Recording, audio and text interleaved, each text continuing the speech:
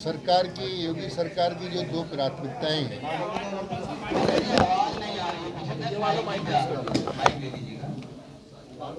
योगी सरकार की दो प्राथमिकताएं हैं।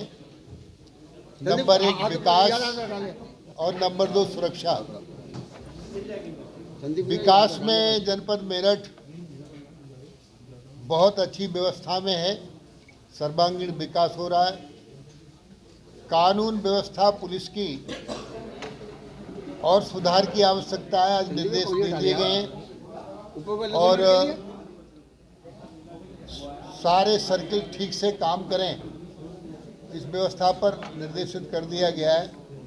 तो योगी सरकार कानून व्यवस्था को चाक चौबंद करते हुए उत्तर प्रदेश में निरंतर आगे बढ़ने का प्रयास हो रहा है और इन सभी विषयों पर आज समीक्षा में हमने चर्चा की है।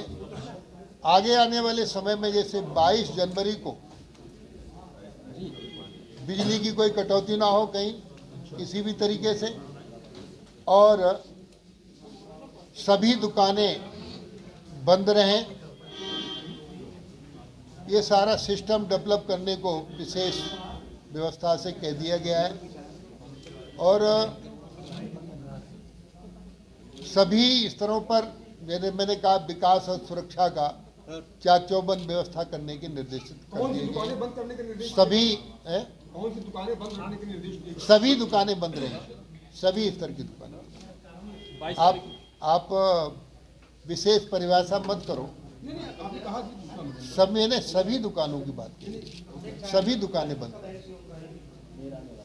अब आपको कोई 22 तारीख और लेकिन जो व्यापारियों ने तैयारी की है 22 तारीख की, उस सब की तैयारी की है, मार्केट सजाई है, दुकानें सजाएं, दिवाली मनाएं पूरी तरीके से, उसमें कोई दिक्कत नहीं है। लेकिन दुकानें नहीं खुलेंगी, आप लोग उत्सव मनाएं, उत्सवों में भाग लें।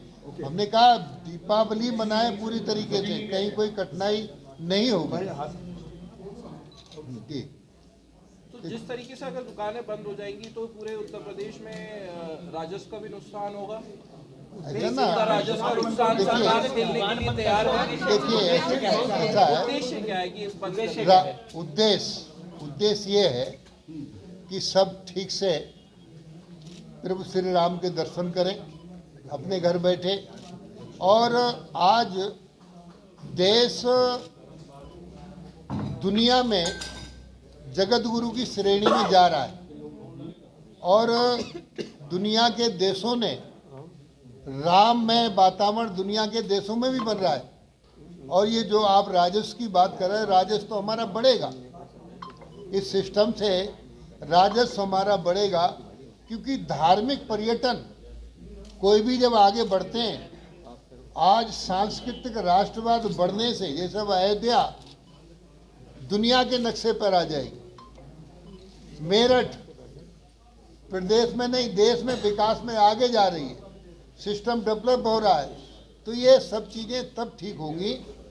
महात्मा गांधी ने भी कहा था, जब व्यक्ति धर्म से जुड़ता है तो अच्छा काम करता है। धर्म कोई खराब नहीं होता है, चाहे हिंदू मुस्लिम सिख ईसाई कोई भी धर्म हो, लेकिन धार्मिक व्यक्ति कभी भी खराब काम करने के लिए उत्सुक नहीं रहता, खराब काम करता नहीं। तो इस तरीके से जो आप सोच कर रहे हो कि साप्ताहिक बंदी तो वैसे भी रहती है, तब राजस्व नहीं लॉस होता है। साप्ताहिक बंदी हम मजदूरों के लिए करते हैं, लोग अपने कहीं चले जाएं उसके लिए करते हैं। तो इस तरीके से एक साप्ताहिक बंदी टाइप ही कार्यक्रम। सर, अखिलेश यादव ने कहा है कि पीडीए हमारे भगवान है। उन्होंने कहा कि पीडीए हमारे भगवान है और भूखे पेट न भजन को पाला। ये आज उनका रिमार्क है, क्या कहना चाहिए? देखिए माननीय अखिलेश जी क्या कह रहे हैं आप समझ में आता है। इन सारे दलों को असलियत में तो ये राजनीतिक सोच है इन दलों का। राम मंदिर पर राजनीति तो ये सपा बसपा कांग्रेस दल के लोग कर रहे हैं, क्योंकि इन्हें चिंता है कि मुस्लिम वोट कैसे इन्हें मिले। इनको मुस्लिम वोट हथियाने की चिंता है कि मुस्लिम वोट हमें कैसे मिलेगा। इन्हें पिछड़ा दलित अल्पसंख्यक की चिंता नहीं है, इन्हें मात्र मुस्लिम वोट कैसे मिले ये कहकर चिंता है। भारतीय जनता पार्टी माननीय मोदी जी ने कभी बिरादरी के आधार पर राजनीति। माननीय मोदी जी ने कहा हमारे देश में 4 बिरादरियां हैं, बेरोजगार नौजवान, महिला, किसान और युवा। ये 4 बिरादरियों को जोड़कर देश को आगे बढ़ाने का संकल्प लिया है। तो उसी तरीके से आज ये जो सिस्टम डेवलप हुआ है, तो माननीय मोदी जी ने आज मोदी जी ने जो विकास की जो परिभाषा की है, विकास अब सच में चारों ओर राम का वातावरण है। मुसलमान भी राम का नाम ले रहे हैं और जा भी रहे हैं।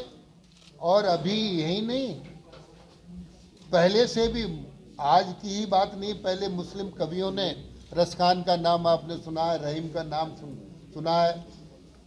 रस खान ने तो अपनी कविता में कहा है, जो पस हो तो कहा बस मेरो, चरौ नित नंद की धेन मजारन। जो पस हो तो कहा बस मेरो, चरौ नित नंद की धेन मजारन।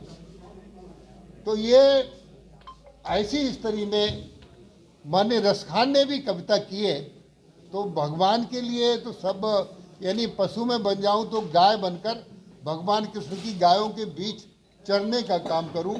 तो ये सारे सिस्टम है, इसको समझने की आवश्यकता है। मंत्री जी ये सवाल है कि मायावती, क्योंकि अखिलेश यादव की बात आई, एक सवाल कर लो। हाँ, बेसहारा घुमंतू के लिए आज योजना बनी है।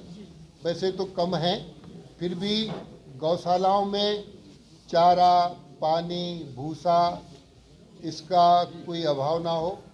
जाड़े से बचाव के भी निर्देश दे दिए गए हैं गौशालाएं बनाने को। जैसे मुख्यमंत्री सहभागिता योजना में यदि कोई 4 गायें लेता है तो 6,000 रुपया